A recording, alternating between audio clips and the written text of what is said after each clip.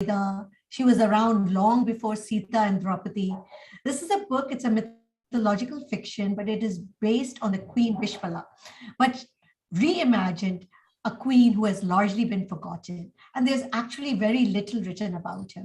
Today, I'm speaking with Saiswaroopa, who is an alumnus of IIT Kharagpur. She was an investment banker, and then she has turned writer. She writes on a lot of strong female characters, ones that are but forgotten, and we're digging them out of history. She has a deep interest in history and in literature of India. Avishi was a great reviews on Goodreads, as do all of your books. They're fantastic.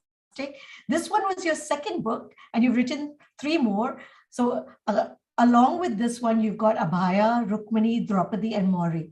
Now, this one is being brought back by Bloomsbury. And my first question, I also understand that it might be being made into something that we will see on the big screen. So welcome, Saiswaroopa. Happy to have you here with us. Thank you. Thanks a lot, Sukirti. It feels wonderful to be on your very wonderful platform. I love the content that you keep posting here. So yes, it's a pleasure to be here. And thank you for that very warm introduction. No, so tell us, we're excited because, you know, this was your second book, but it's getting a new avatar. Yes, some things happen, you know, totally unprecedented, you know, in very unprecedented ways, destiny decides to favor you. So I guess I got lucky, I got blessed. I would like to say I got blessed by forces, you know, which chose to bless me. So tell us about this queen, this character. And Yes. Before we get into that, because she is from the Rig Veda. So what is the Rig Veda? When were the Rig Vedas? And what are the Rig Vedas? For those of us who are not so knowledgeable about this. Sure. So for Hindu civilization, which needs no introduction for us Indians, the 4 Vedas, right? They form the basis of everything that we know about Hinduism, right? They are the Shrutis. They have been passed through orally for a long time before even the written word was invented. A peek into the book will also give an idea about how knowledge used to be passed on orally. So Rig Veda is the oldest Veda, the other 3 being Yajur Veda, Sama Veda, and Atharvana Veda, right? So Rig Veda is the oldest Veda, which contains hymns to gods from all over the, you know, all the universal gods, be it Indra, Surya. There are visible gods like fire is visible, the Agni is visible, Varuna, the ocean, is visible, Surya is visible. What was the time period so that we better understand who this character time was? period for Rig Veda is a tricky topic to understand because the oldest of the hymns, like the whole of Vedas, were not composed in a single time period, Sukirti. That is the most interesting fact. Each of the suktas, each of the, you know, collections of those shlokas, right? They have a different darshak or seer, right? Drashta, we call it Drashta. So each of these hymns have a seer, and all of them have been compiled by Bhagwan Vedavyasa. Okay. So it's a historian's debate. Some people feel it's as old as 3500 BCE to as recent as 1500 BCE. So I would leave the dating debate to them because a lot of, you know, the dating thing depends upon a lot of combinations of. One is astronomical, like, you know, if there is an astronomical phenomenon described alongside some story, then we'll have to calculate and see when did it occur. That's one way. Then the other way is genetics. And another thing is archaeology. And all these 3 have to meet for us to arrive at probable dates. So I'd rather, as a storyteller, I consider myself a storyteller. So I'll leave these details of which exact date to historians. But this was before the Ramayana and the Mahabharata. Much before Mahabharata. at least much before Mahabharata. Mahabharata itself extends to, centuries, if not millennia, because we know Mahabharata as just that family feud between Pandavas and Kauravas. But there is a lot of story that happens before these two cousins come face to face. So that way, it's much older than Mahabharata. In fact, a very interesting Rigvedic incident is called Dasharagnya. Right? Dasharagnya is called the Battle of 10 Kings, where this king called Sudasa, he belongs to the Puru Bharata line, and he defeats two clans called Anus and Drahyus, and basically drives them out westward from our present Haryana, Punjab area. He drives them out, but then again there are traces of reconciliation happening, because the religion itself started expanding, and it just provided for other practices. So tell us now about your book, the character, Sure. Avishi. Who is she, and Yes. where did you kind of get the idea about Yes, her? that's a very interesting story. Yes, as we discussed, Vishpala, there is another special consideration. Another special feature to the story of Vishpala. Thing like I was just talking about the Battle of 10 Kings, and there are incidents, historical incidents mentioned in the Rig Veda. They get repeated in other sources like Mahabharata, like Ramayana, the other Puranas. But this is one story which never gets repeated for reasons we don't know. Right? Which is why the story is not as popular as it deserves to be. That's my feeling. And the story of how I discovered Vishpala is also an interesting one. I hope I have the bandwidth to say that. Yes, please tell us that. What drew you to her? Yeah. Because there's not much written about her. There are only 2 shlokas, if I remember correctly. Couple of shlokas, yes. Yes, with so little about her, you actually crafted a whole book. Thank you so much. So I think it's about 2014-15. I was writing an early draft of my first book, Abhaya. And that's a story set in the Mahabharata times. And there I had this scene where my heroine Abhaya is a 6-year-old girl, very curious, naughty, typically the way the kids are at that age. And she has a very loving father, no mother. So the father plays both the roles of being a mother and father. And there is a scene where he is feeding her food and telling her a story. And I wanted it to be a story of another warrior queen, with the caveat that, she has to predate Mahabharata. Obviously, he cannot tell her so strong stories about Draupadi and all, because something that's very, very good about your books, because you go into a lot of detail of trying to keep at least the period, the stories, everything, very linear that way. Yes. Thank you so much. And I'm glad you are noticing those things, Sukirti, because this is the kind of background work that authors do that doesn't exactly get noticed. So it feels really wonderful when people like you notice them and highlight them. So yes, I needed a warrior queen who predates Mahabharata. So I was searching on Google, all the online sources, everything, and one result, however, came from an Israeli website, not an Indian website, but an Israeli website. It was a conference journal it was a conference on prosthetics, and it was that souvenir that they release about.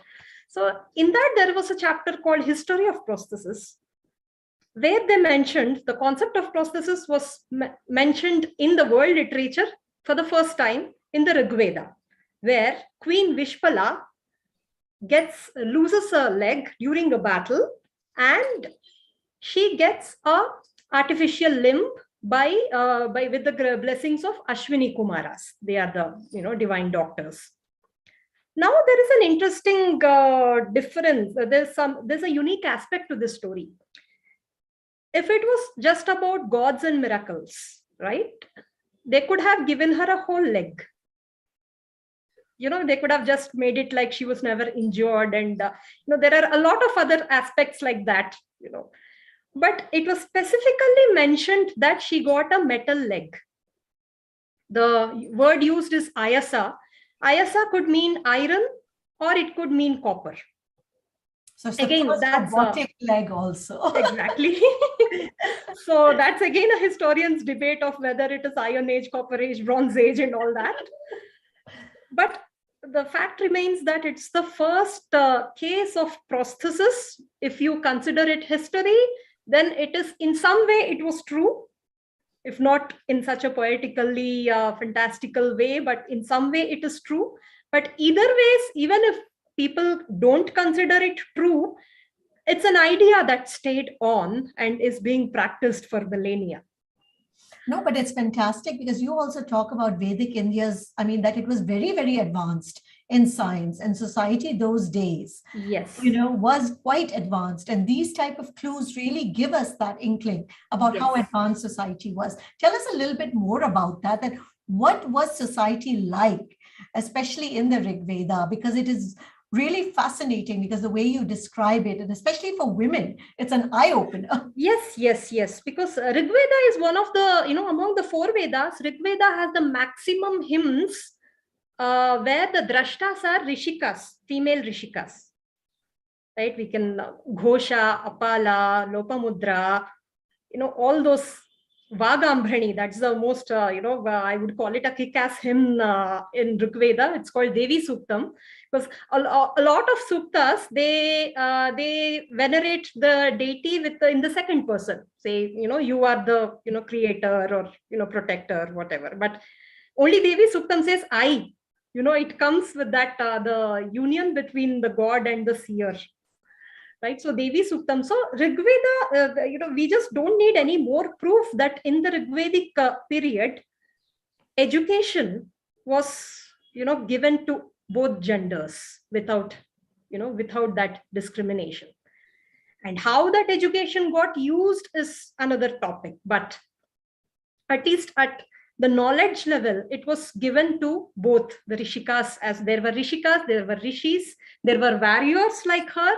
And there were people who there were women who drove chariots like Maudgadini. They raced. It's a chariot race, story of what a chariot race.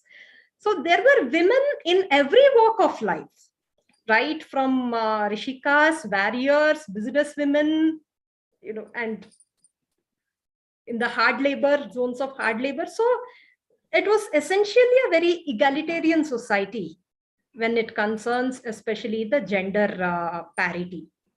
And also, I think very interesting was the notion of marriage. So talk a little bit about that, because this concept of marriage and the evolution of marriage, we're always curious about this. Yes. So institution of marriage, again, is one of my favorite topics of, the research and thinking and pondering, continuous pondering, because we live in a time of flux. Especially the last 3 or 4 decades have seen a lot of changes in the way, we are perceiving marriage now. Yeah.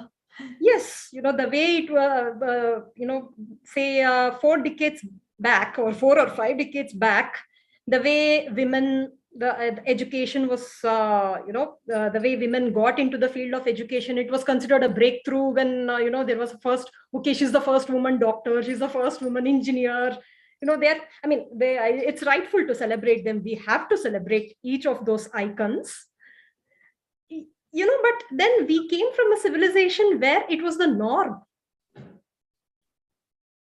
Right? Yeah. So we are rightfully claiming back what actually belonged to us, which we lost because of a lot of flux, insecurities, paranoia, all that which followed a whole period of invasions and all that. So yes, Rigvedic India was egalitarian. And as you very rightly pointed out, religion and science were not at loggerheads with each other. Right? They used to proceed, in tandem with each other. People of religion did not consider people of science as a threat. And, great chance that a person of religion is also a person of science. Yes. So because we have, we have prayers like, Ayurvedic doctors have specific prayers. And engineers, the sthapatis, have specific prayers for Vishwakarma and all that. So we have deified science in our own way, right? Because we are also nature worshippers. So however we develop, whatever tools we used, like we have Ayudha Puja, right? During Navaratri, we worship our vehicles, our laptops, everything, because even those, every tool is considered divine. Right. But so I'm going to come back to the question of marriage. You have to answer that question yes, because you've done such deep research into yes. Sorry, I got carried away. So, no. I'm marriage. So interested in that question. I know. Yes, marriage. Again, as I said, I just found it a very good opportunity because Vishpala's story is so old. I personally found it as a very good opportunity to put marriage, the institution of Hindu marriage, into perspective. Because in the Manusmriti, I know people have a lot of different notions about it, but the institution of Vivaha, as described in the Manusmriti, is one of the most sophisticated and versatile definitions of Vivaha. There are 8 kinds of marriage. Okay. Yeah. The most ideal is the Brahma Vivaha, what they call as, the kind of Brahma Vivaha is a kind of a marriage where Brahma himself blesses the union. Why? Because the girl and boy like each other. Their parents also, the girl's parents approve of the boy's parents approve of the girl. There is perfect harmony between everyone, which is why Brahma himself is considered the guest. He blesses because he likes that harmony, right? Then it keeps on decreasing, in the level of approvals. There is Deva Vivaha, where the bride, the parents of the girl cannot afford marriage, so they find a sponsor, and there whoever is ready to marry the girl, she's given away at the sponsor's cost. Again, it is not as ideal. The gods bless that union, but it's not as ideal as Brahma Vivaha because there is a level of compromise here somewhere, And then there is Gandharva Vivaha, where it has nothing to do with the parents or with the society, just the boy and the girl, they like each other, they unite. And the Gandharvas bless that union. Shakuntala and Dushyanta, whose Bharata is whose son, they had a Gandharva Vivaha. And then it comes, then we bid goodbye to the consent part. Then we come to the more, not very approved kind of marriages, like Asura Vivaha. Asura Vivaha, where financial transactions become the part. Which is kind of what is happening now. I know. The whole hypocrisy, Sukirti, is that people do this, natak of Brahma Vivaha, and actually what they are performing is Asura Vivaha.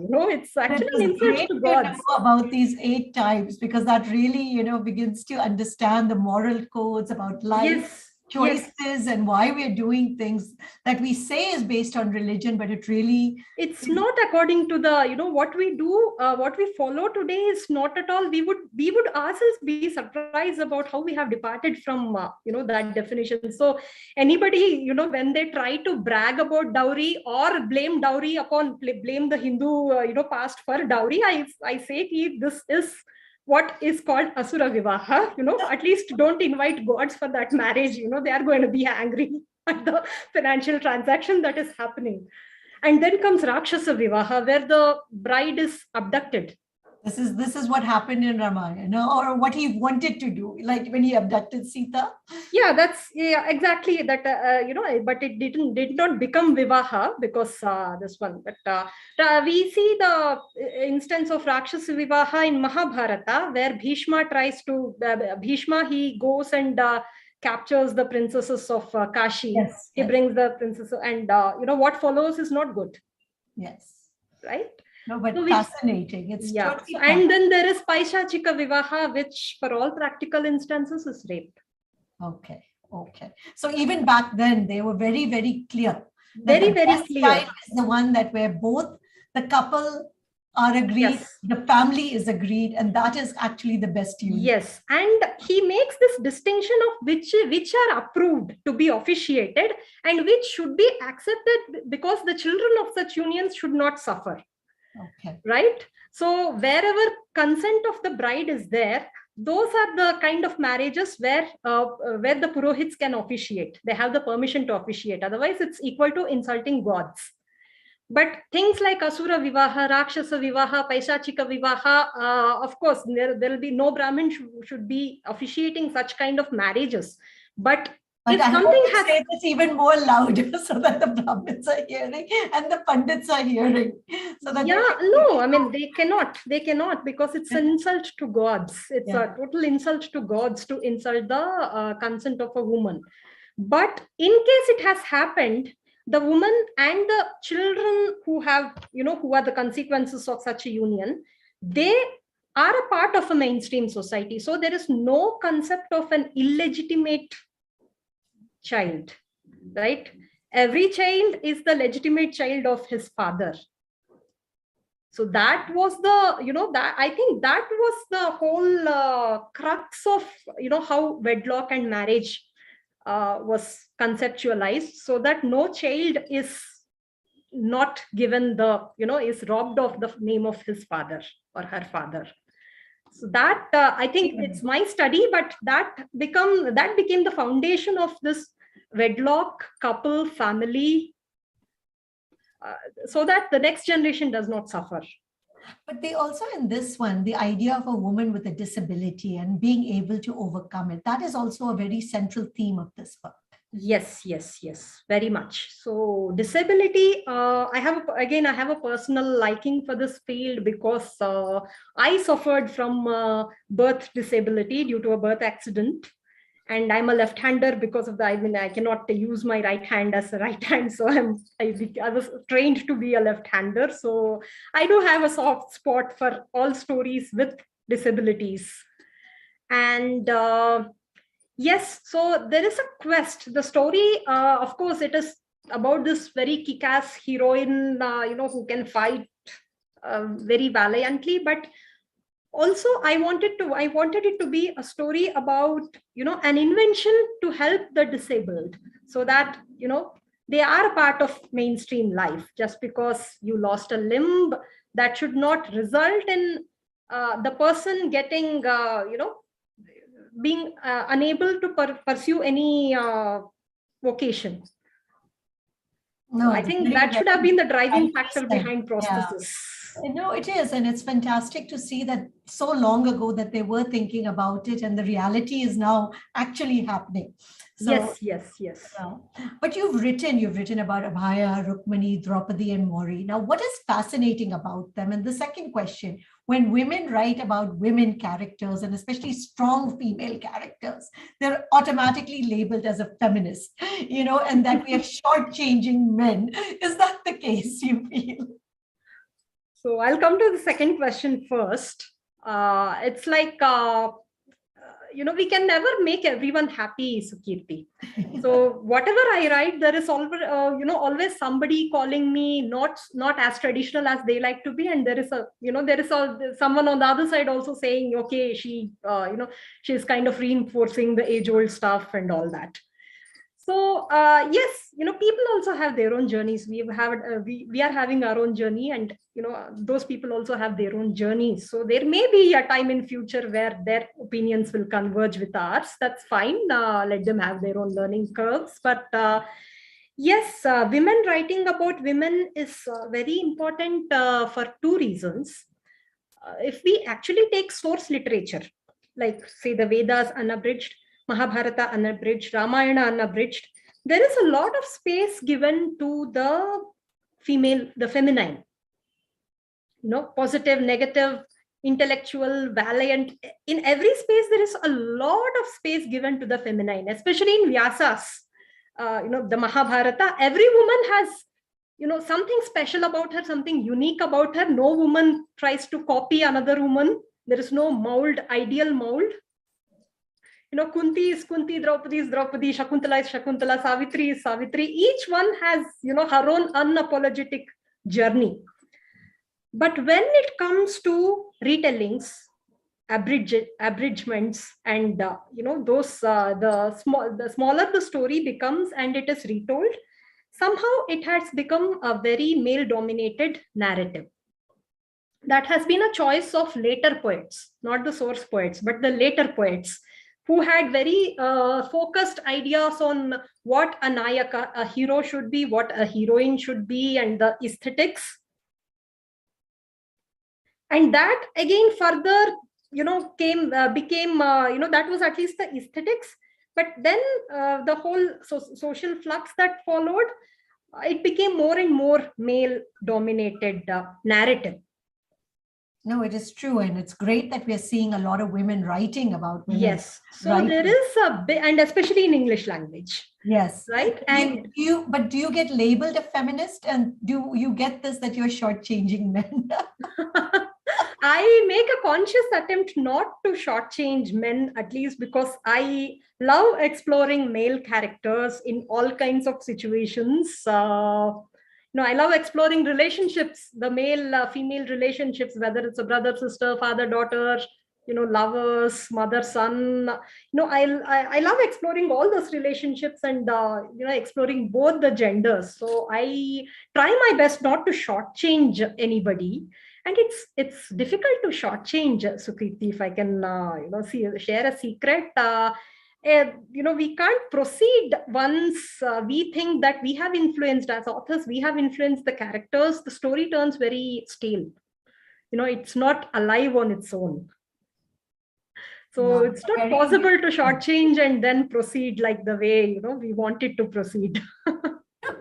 You left banking, to become a writer. Tell us about that, because a lot of people, of course, dream of becoming writers. And it's one of those things that, is in our head. Okay, when I make so much money, I will become a writer. Tell us about your journey. Okay, by the way, that's a good thought, to make enough, bank balance so that you have time to write. But then, the life, the characteristic of life is such that we always seem to be behind it. There's always something coming up. So it's always good to start writing, because writing is the most, that kind of a hobby. I don't want to call it hobby. For me, it's a profession, it's a passion, but it's that kind of an activity which requires least investment. All that we need is time. I know, and that turns out to be the costliest investment because we don't seem to make enough time. It's always a challenge, even after writing 5 books, finding time for my 6th book is also a new challenge, and I try and work my way around it. Yes, I had a career in investment banking and venture capital field before I turned a full-time writer. But to be honest, I have been a storyteller since my childhood. I am the eldest cousin in my generation, and I have been told all these wonderful stories by my parents, grandparents, and I had the habit of retelling them to my younger cousins whenever we used to meet up for family occasions and all that. And then, career, academics, everything took over. Our reunions were not as frequent as they used to be, and the storyteller in me wanted an out. No, she wanted fantastic. a channel. Yeah, no, it's so great to see people pursuing their dreams. But you started on Kindle, and now this one is being rebrought out, rebrought out by Bloomsbury. So here I want to take, What's the difference between self-publishing and going with a publisher? Because a lot of people are confused these days. There is, yes. I have good things to say about both. Especially working with Bloomsbury has been such a elevating experience, the way they approach the process of editing, right? And you're totally sure that your back is watched by a solid team. So they have a professional editor who checks for the logical errors in a draft. Once that is done, there is another editor who looks at the line aspects of editing, and then there is a second round of proofreading happening. And between each of the rounds, I get to see how it changes, how it is transformed and fine-honed. So working with Bloomsbury has been a wonderful experience. I've learned a lot. Also, it was already a bestseller, so this was already very well rated. So did it really need that much more work? Yeah, I mean, it's a surprise as to, how much this is just an ode to the work of editing, right? And as a writer or as a reader, I think, somebody who has read both the drafts, a couple of them have told me, yeah, it looks better. I don't know how, nothing has changed. So that's the mark of a good editor. They should not change the voice of the writer, but somehow make the sentences crisper and all that. Only a objective mind can do it, right? And that's the professional mark of a good editor, I guess. So yeah, I just wanted to take the opportunity to thank the whole editing team, because this book we worked right in the middle of second wave, where anxiety was at its worst, and their reminders and the way we together worked on tightening and all was that's how I kept my sanity those 15-20 days, which were like at the peaking. So I want to thank them all on your platform. Thank you for that. Yes, coming to self-publishing and versus traditional publishing, I would say writing for me is a long-term career. At this moment, I have at least 6 work in progress at various stages. One is reaching completion, the other, 2 and 3 are midway, and all that. So yes, for writers who have plans for like 20 books for their lifetime, it won't matter whether they self-publish or go, traditionally go with, because it's a long-term thing. And if you have finished a manuscript, I know now the publishing industry is much more friendlier than it used to be, say 6-7 years ago. I see publishers proactively, looking out for bloggers, for social media influencers, for writers, to see if they can churn out a book. So they are very proactively, trying to turn influencers and opinionators into authors, which is a very nice feature to see from the industry. And coming to self-publishing, right? The greatest advantage of self-publishing is that the wait period can be considerably shortened. Right? You can hire, but we have to hire an editor, which I did again. Make it look as perfect as it can be, and then invest on a cover designer, first editor, then a cover designer, and then spend some time into drafting a good summary to put on an Amazon page. And the beauty of Amazon is that everything is democratized. Unless somebody goes and checks for the publisher's name, there is no way of making out whether it's a self-published book or a traditionally published ebook. No, that is fantastic. Now let's talk about this whole genre of mythological fiction, because it's really emerging right now, the reconstruction of stories. How do you stay true? Because, a lot of people also say there's a lot of liberties being taken. So are these really even, mythology anymore, or are they just fiction now? So the concept of creative liberty is not wasn't born in 20th century, Sukirti. So the oldest poet who has taken liberties with the source story, I'll say, is Kalidasa. If we read his Abhignana Shakuntalam and compare it to Vyasa's version of Shakuntala story, there are tons of differences. The whole characterization of both Shakuntala and Dushyanta is so different in Kalidasa's version than from Vyasa's version. But then there is beautiful aesthetics that Kalidasa has brought in, which sheds light into the times that he is living in. So the whole purpose of I call it Puranic fiction, people call it mythological fiction. The whole purpose of this genre, whatever language it is in, it's about looking at contemporary situations in the light of a timeless wisdom. right? So yes, whenever he existed, Kalidasa existed 4th century AD or something. He had certain his own time, place, situation, things that drove his creative liberty. In 21st century, we have our own coordinates driving our purpose of rewriting it, and maybe 500 years later they'll have their own ways of looking at the ancient past. So it has been it's an aesthetic notion, and it's not something rebellious or something that we invented just to mock at the source literature. No.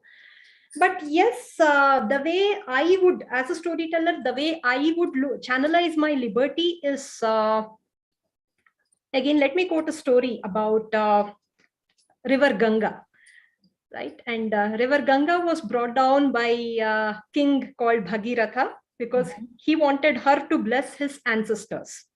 He had this single point focus in his mind, and once she started following him, he followed a certain path, thinking that she'll follow him.